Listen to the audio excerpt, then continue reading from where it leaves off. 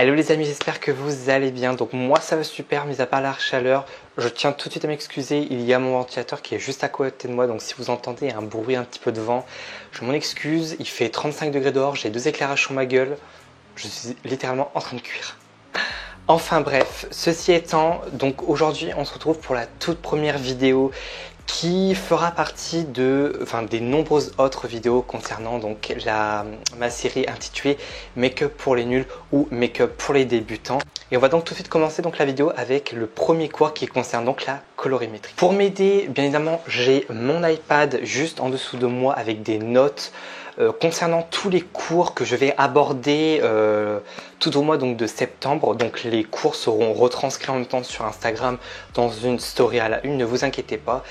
Et donc c'est parti. Tout d'abord, qu'est-ce que la colorimétrie? La colorimétrie est une base en maquillage qui est fondamentale, je dirais voire même nécessaire à savoir et à connaître sur le bout des doigts pour faire disons les meilleurs accords lorsque vous vous maquillez par exemple les yeux. Pour comprendre la colorimétrie, on va donc s'aider d'un cercle chromatique. Qu'est-ce qu'un cercle chromatique? C'est ceci, je vous l'affiche ici, je le laisserai afficher tout au long de la vidéo pour que vous puissiez mieux comprendre ce qu'est la colorimétrie en fait. Par rapport à la colorimétrie, il existe 3 groupes de couleurs. Tout d'abord, donc les couleurs primaires qui sont le rouge, le jaune et le bleu. Ces couleurs-là sont indispensables pour créer toutes les autres couleurs indispensables au cercle chromatique. Ensuite, deuxième groupe, vous avez donc les couleurs secondaires qui sont obtenues en mélangeant 2 couleurs primaires. Par exemple, le bleu et le jaune va donner du vert, le rouge et le bleu du violet, le rouge et le jaune du orangé. Donc là, on va aborder quelque chose d'un petit peu plus compliqué parce qu'on va parler du troisième groupe qui sont les couleurs tertiaires. Les couleurs tertiaires peuvent être obtenues en mélangeant une couleur primaire et une couleur secondaire. En mélangeant du rouge et du orange, vous allez obtenir du rouge vermillon. En mélangeant du jaune et du orange, vous allez obtenir une sorte d'orange un peu ocre. En mélangeant du vert et du bleu, vous allez avoir du turquoise. En mélangeant du vert et du jaune, vous allez obtenir du vert anis. En mélangeant du rouge et du violet, vous allez obtenir du pourpre. En mélangeant du bleu et du violet, vous allez obtenir du indigo. Cinquième point qu'on va aborder, ce sont les couleurs complémentaires. Les couleurs complémentaires, ce sont 2 couleurs qui vont se sublimer ensemble, mais qui ne peuvent pas être mélangées ni dégradées ensemble. Sinon, vous allez avoir une couleur un petit peu brunâtre, un petit peu grisâtre. Tout simplement parce que les 2 teintes complémentaires vont tout simplement mélanger ensemble, vont s'annuler en fait, vont se neutraliser. Donc malheureusement, on ne peut pas les utiliser ou les mélanger comme ça. Donc une couleur complémentaire est obtenue à partir d'une couleur primaire et d'une couleur secondaire. Pour repérer les couleurs complémentaires sur le cercle chromatique, c'est assez simple. Vous avez juste qu'à regarder les 3 couleurs primaires et en fait, à l'opposé de votre couleur primaire, vous avez la couleur complémentaire à la couleur primaire. Par exemple, la couleur complémentaire du bleu, c'est l'orange. La couleur complémentaire du rouge, c'est le vert. Et la couleur complémentaire du jaune, c'est le violet. Comme je vous ai expliqué donc en début de vidéo, donc il existe 3 couleurs primaires. Il existe le bleu, le jaune et le rouge. Le rouge et le jaune servent à obtenir du orange, mais le bleu n'est pas utilisé dans la combinaison de l'autre pour obtenir du orange. Donc la couleur complémentaire du bleu, c'est l'orange. Voilà, tout simplement. Pour pouvoir utiliser des couleurs complémentaires dans un maquillage, alors c'est tout à fait possible d'utiliser donc des couleurs complémentaires dans un maquillage, mais il y a une condition que vous devez absolument respecter, c'est que vous devez absolument utiliser une teinte de transition entre les 2 couleurs complémentaires, entre la couleur primaire et la couleur complémentaire que vous voulez utiliser dans le make-up. Par exemple, si je veux faire, je veux colorier ma paupière mobile en fait avec du violet et dégrader dans du jaune, vous ne pouvez pas en fait, puisque le violet est complémentaire au jaune en fait, tout simplement. Donc pour ça, vous devez utiliser une teinte de transition. Comment repérer une teinte de transition? C'est tout simple. C'est toutes les couleurs qui sont dans le cercle chromatique. Tout simplement. Donc vous avez donc le cercle chromatique juste à côté. Toutes les couleurs qui se trouvent entre le jaune et le violet d'un sens ou dans l'autre peuvent être utilisées en tant que teinte de transition entre le jaune et le violet. Tout simplement. Je vais vous faire une petite démonstration pour que ça soit un petit peu plus parlant. Je vais donc prendre ma palette It's My Pleasure et ma palette Oni de Colourpop. Donc comme je vous ai dit, on va faire un maquillage violet et jaune. Donc je vais prendre du violet.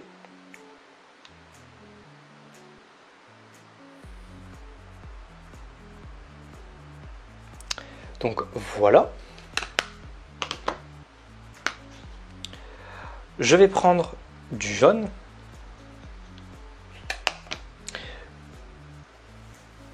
Et je vais venir tout simplement mélanger les deux. Donc comme vous voyez, en mélangeant les deux, ça fait une couleur qui est un petit peu brunâtre, un petit peu grisâtre. Et ça fait quelque chose de totalement moche et vraiment dégueulasse en fait.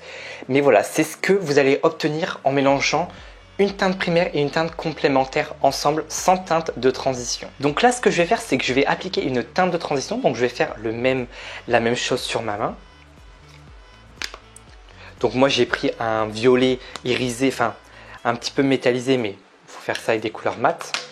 Donc je vais appliquer le violet juste ici. Je vais prendre une couleur rouge, n'importe laquelle, on s'en fout.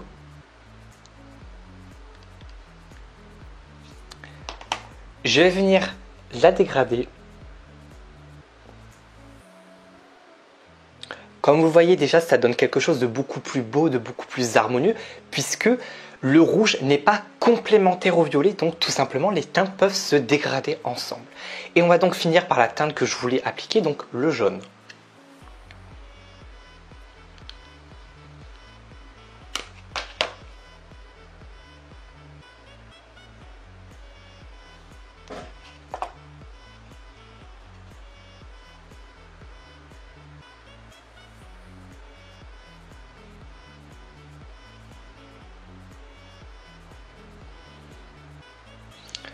Donc voilà ce que ça donne. Donc comme vous voyez, le rouge et le jaune se sont bien dégradés ensemble, puisque le jaune et le rouge, qui sont deux couleurs primaires, vont donner du orange. Donc en fait, ça fait qu'il y a une quatrième teinte qui apparaît, qui est l'orange. Mais bon, ça on s'en fout. Mais voilà en fait. Donc là, c'est le violet et le jaune ensemble, donc ça fait une couleur brunette grisâtre qui est vraiment moche.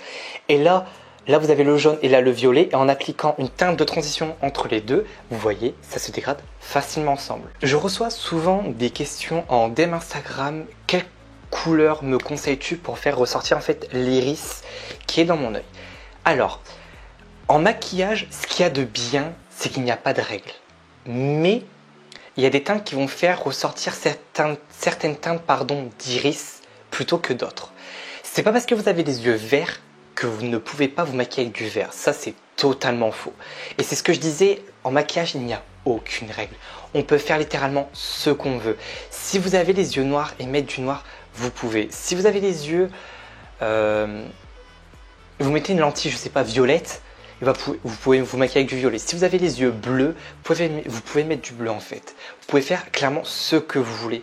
Mais comme j'ai dit, il y a certaines teintes qui vont faire ressortir votre couleur d'iris. Par exemple, pour les yeux verts, vous regardez donc le cercle chromatique. Pour les yeux verts, et vous regardez les teintes qui sont à l'opposé du vert. Donc c'est les teintes rose, rouge. Et ça va faire ressortir les yeux verts. Pareil pour les yeux bleus, vous regardez le cercle, vous regardez les couleurs opposées au bleu, c'est teintes orangées. Les teintes orangées vont faire ressortir les iris bleus. Donc pour les yeux marron noisette, comportent, ou marron clair, comportent pas mal de nuances de jaune. Donc vous regardez ce qui est à l'opposé du jaune, donc le bleu indigo ou le violet, c'est ce qui va faire ressortir votre iris. Et enfin, pour les gens qui sont comme moi, et là je prends un air hyper satisfait, pour les gens qui sont comme moi, qui ont les yeux noirs, alors il est plus ou moins impossible d'avoir les yeux noirs, mais j'ai les yeux noirs. Enfin, du moins marron foncé, mais j'ai les yeux noirs. Si vous avez les yeux marron foncé ou noirs, on va dire, vous avez de la chance, puisque votre couleur d'iris n'est pas dans le cercle chromatique. Elle se trouve tout simplement au centre. C'est-à-dire que vous pouvez mettre toutes les couleurs, et toutes les couleurs vont sublimer votre iris. Voilà. Donc on va dire que je suis assez chanceux. Donc maman, si tu passes par là, merci. Parce que je tiens d'elle. Sixième partie qu'on va aborder dans cette vidéo, ce sont les couleurs analogues. Les couleurs analogues, c'est très simple et très rapide à expliquer. Donc encore une fois, vous regardez le cercle chromatique. Les couleurs analogues, c'est un groupement de 3 couleurs qui sont côte à côte. Par exemple, dans le cercle chromatique, on va prendre le violet. Et avec le violet, je vais prendre, je sais pas, le bleu indigo et le turquoise. Ces 3 couleurs-là sont des couleurs analogues. Et ça marche dans l'autre sens aussi. Et ça marche pour toutes les couleurs. Vous pouvez prendre du pourpre, du rouge et du orange. Ce sont 3 couleurs analogues. Voilà, c'est vraiment tout simple en fait à expliquer les couleurs analogues. Septième partie qu'on va aborder dans cette vidéo, ce sont les tonalités. Toutes les couleurs du cercle chromatique possèdent deux tonalités. Une tonalité, enfin, on va dire un sous-ton, soit un sous-ton froid, soit un sous-ton chaud. Tout dépend de la couleur. Donc, vous regardez encore une fois votre cercle chromatique. Les teintes chaudes partent du vert anis inclus jusqu'au rouge inclus. Tout ça, ce sont des couleurs qui sont chaudes. Et tout le reste, ce sont des teintes froides. Donc, du pourpre jusqu'au vert. Tout ça, ce sont les couleurs froides. Bien évidemment, il existe des violets à sous-ton froid et à sous-ton chaud. Par exemple, on va prendre la It's My Pleasure. Je vais prendre le violet qui est juste ici.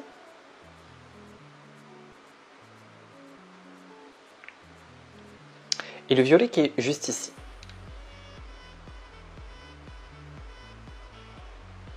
En regardant les deux teintes, c'est facile pour vous de me dire celui-là il est froid, celui-là il est chaud, parce que c'est tout simple. Cette teinte-là, ce violet-là est froid.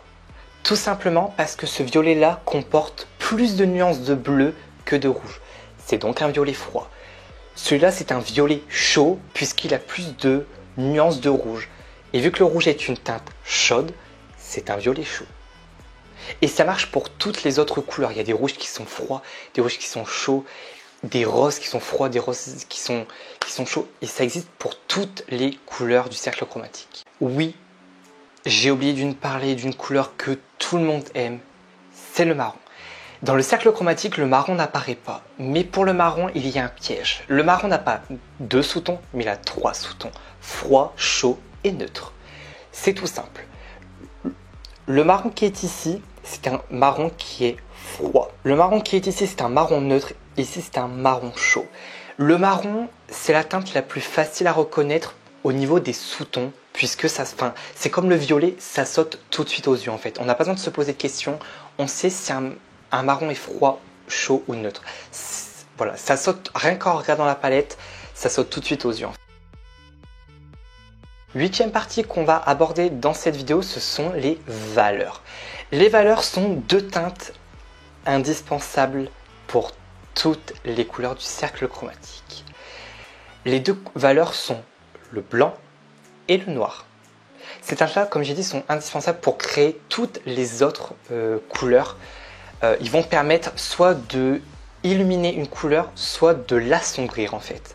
C'est vraiment simple. Par rapport aux deux valeurs, le blanc ne peut être décliné en fait, puisque le blanc est pur, il le restera, il ne pourra pas changer, tandis que le noir n'est pas pur. Le noir en fait, on peut le décliner en plusieurs teintes. On peut passer du noir au gris à sous-ton bleu, on va dire, à sous-ton bleu, au gris foncé, au gris clair, etc. en fait. Donc le noir peut être décliné en plusieurs teintes de gris, etc. Mais pas le blanc. Pour obtenir du gris, vous mélangez le noir et le blanc en fait. Grâce aux valeurs, vous pouvez utiliser la technique du camailleux. La technique du camailleux en fait, c'est assez simple à comprendre. Grâce aux deux couleurs valeurs, vous pouvez utiliser la technique du camailleux. La technique du camailleux, c'est assez simple. Ça marche en fait dans un sens comme dans l'autre. Je vais vous expliquer. Par exemple, je vais faire un maquillage totalement bleu. Bien évidemment, on ne va pas utiliser qu'une seule teinte de bleu. Pour ma paupière mobile, je vais utiliser donc un bleu indigo par exemple. Je vais dégrader le bleu indigo avec un bleu turquoise et je vais dégrader par un bleu pastel. Et bah ça, c'est la technique du camailleux. C'est que vous utilisez les mêmes teintes, mais soit du plus foncé ou plus clair, soit du plus clair ou plus foncé. C'est ça la technique du camailleux. Donc voilà, donc ça, les trois teintes là, c'est un camailleux. Comme je vous dis, on part d'un bleu indigo, on dégrade avec un bleu turquoise et on dégrade avec un bleu pastel. Ça, c'est la technique du camailleux. Donc les teintes plus claires sont obtenues en mélangeant cette teinte là avec du blanc. Voilà, c'est pour ça que je dis que le blanc est pur et le restera, il ne peut pas être décliné, mais il peut servir en fait à venir illuminer ou à venir éclaircir certaines teintes. Tout comme le noir qui lui ne va pas venir éclaircir mais assombrir certaines teintes. Donc voilà, donc la vidéo sur la colorimétrie est terminée. J'espère qu'elle vous aura plu et qu'elle vous aura surtout servi. Si vous n'avez pas compris certaines notions, je vous invite à venir me suivre sur mon Instagram, à venir me poser des questions en DM Instagram. Je serai ravi de vous expliquer plus ample la colorimétrie. Ce que je vous ai expliqué là dans cette vidéo par rapport à la colorimétrie, c'est les bases de la colorimétrie. La colorimétrie, c'est un sujet qui est beaucoup plus vaste. Mais je ne voulais pas non plus m'éloigner du sujet, je voulais vraiment vous donner les bases, ce dont vous avez principalement besoin de savoir dans la colorimétrie concernant le maquillage. La prochaine vidéo concernera donc les primers, donc les bases pour le teint, donc j'en ai quelques-unes à vous présenter. Pareil que dans cette vidéo, je vous expliquerai chacune des bases, pour le teint des primers, pourquoi j'utilise et quelles sont leurs utilités. Donc voilà, donc j'espère que cette vidéo vous aura plu. Je tiens d'ailleurs à vous dire, avant que quelqu'un le pense, je ne me prétends pas professionnel, je n'ai pas fait d'études de cosmétique, je n'ai pas fait d'études en école de maquillage ni en école d'esthétique. J'ai appris en regardant des vidéos, j'ai appris aussi de moi-même, j'ai appris en regardant des vidéos de make-up artistes, etc. Mais voilà, je ne me prétends pas make-up artiste et en aucun cas je prétends l'être. J'ai encore beaucoup de choses à apprendre et même encore les make-up artistes à l'heure d'aujourd'hui ont encore beaucoup de choses à apprendre. Mais voilà. Parenthèse fermée, donc voilà, cette vidéo vous a plu, voilà, j'espère qu'elle vous servira. Donc comme j'ai dit, pensez à venir me suivre sur mon Instagram. Les cours d'ailleurs seront retranscrits en souris à la une sur mon Instagram. Donc voilà, j'espère que ça vous aidera. Et donc on se retrouve donc pour une prochaine vidéo. Allez, bye bye.